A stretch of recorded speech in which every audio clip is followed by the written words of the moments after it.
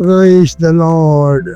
சகலத்திலும் உயர்ந்தவர்கள் உங்களை ஏன் வியந்து பார்க்கிறார்கள்? பிரியமானவர்களே, 1 கொரிந்தியர் 1 அதிகாரம் 27 முதல் 29 வசனங்களில் இருக்கும் ரகசியத்தை இந்த பதிவில் சுருக்கமாக தியானிப்போம்.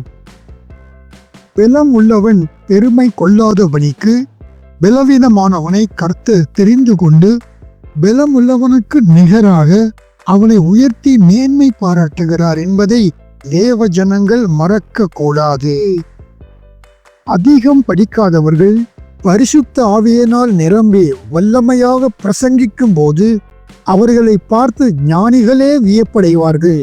அப்படித்தான் பேதுரு பிரசங்கிக்கும் போதும் ஜனங்கள் வியப்படைந்தார்கள் என்று நாம் வேதத்திலே வாசிக்கிறோம்.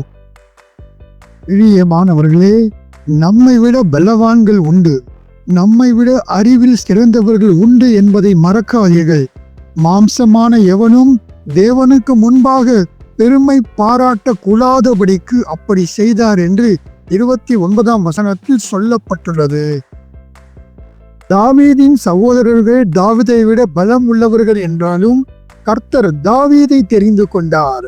ஆரோன் நன்றாக பேசுபவனாக இருந்தாலும் மந்த நாவை உடைய மோசேயைத்தான் அந்த குடும்பத்தில் தெரிந்து கொண்டார் என்பதை நினைவில் வைத்துக் கொள்ளுங்கள். நம்மை விட சகலத்திலும் சிறந்தவர்கள் இருக்க கர்த்தர் கிருபையாய் நம்மை முன்குறித்து தேர்ந்தெடுத்து நடத்துகிறார் என்பதை உணர்ந்து தேவனுக்கு நன்றி உள்ளவர்களாய் பயன் உள்ளவர்களாய் இருப்போம். தேவன் தாமே உங்கள் ஒவ்வொருவரையும் அவர் மிதமாக ஆசீர்வதிப்பாராக. ஆமென்.